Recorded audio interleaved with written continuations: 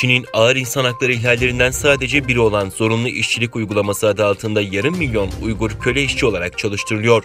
Belçika Uygur Derneği üyesi aktivist ve senarist Esma Gün, Uygur Türklerinin zorunlu işçiliğine ses çıkarmayıp buradaki insan hakkı ihlalini görmezden gelerek üzerinden fayda sağlayan markalara boykot çağrısında bulunmak için farkındalık kampanyası başlattı.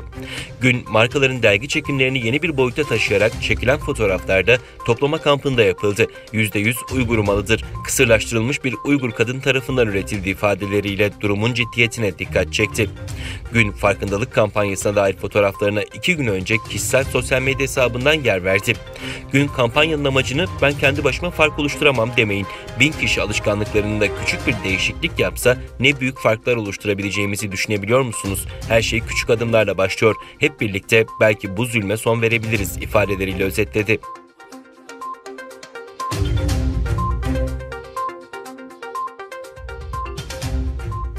Sosyal medyada hızla yayılan görüntülerde iddiaya göre Kızıl Çin'in işgal ettiği Kaşgar'da bir okulda Çinli bir öğretmenin Uygur Türk'ü bir öğrenciye uyguladığı şiddet ortaya çıktı. Uygur Türk'üne kendi ana dilini konuşmasının ardından "ne dedin sen, az önce ne dedin" diyerek şiddet uygulandı. İşte o görüntüler.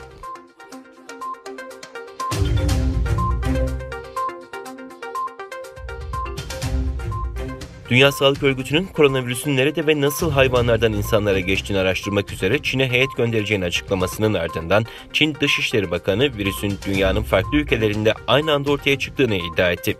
Sputnik'te yer alan habere göre Çin Dışişleri Bakanı Wang Yi yeni tip koronavirüs salgınına ilişkin açıklamalarda bulunarak virüsün dünyanın farklı ülkelerinde aynı anda ortaya çıktığını ve sadece ilk bildirilen ülkenin Çin olduğunu belirtti.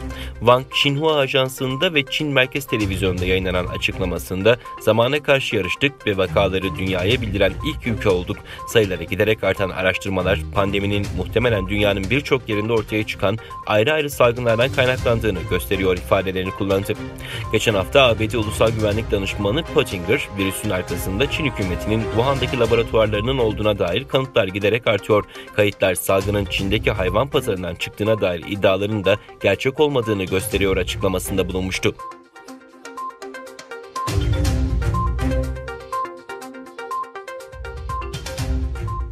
Çin New York borsasında işlem gören telekomünikasyon şirketlerinin liste dışı bırakılması halinde karşı tedbirlere başvuracağı uyarısında bulundu. Çin Ticaret Bakanlığı yayınladığı açıklamada New York borsasının China Telecom, China Mobile ve China Unicom şirketlerinin borsa işlemlerini 7-11 Aralık arasında sonlandırma kararına tepki gösterdi.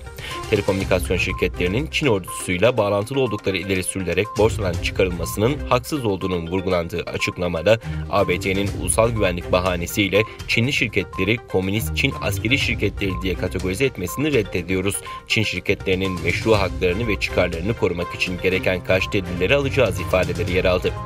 ABD Başkanı Donald Trump 12 Kasım'da yayınladığı başkanlık kararnamesinde ABD hükümetinin Çin ordusunun sahip olduğu veya kontrol ettiğini belirlediği şirketlerin hisselerinin ülke borsalarında işlem görmesini yasaklamıştı.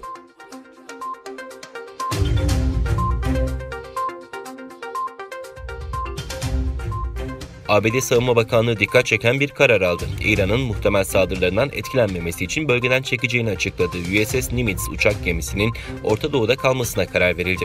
ABD Savunma Bakanı vekilinin yaptığı yazılı açıklamada uçak gemisinin kendi görev yerinde kalmasına karar verdikleri duyuruldu. ABD, İran Devrim Muhafızları Kudüs Gücü Komutanı General Kasım Süleymani'nin 3 Ocak'ta ölüm yıl dönümünde İran'ın bölgedeki kuvvetlerine saldırı düzenlemesi ihtimaline karşı bir süredir önlem alıyordu.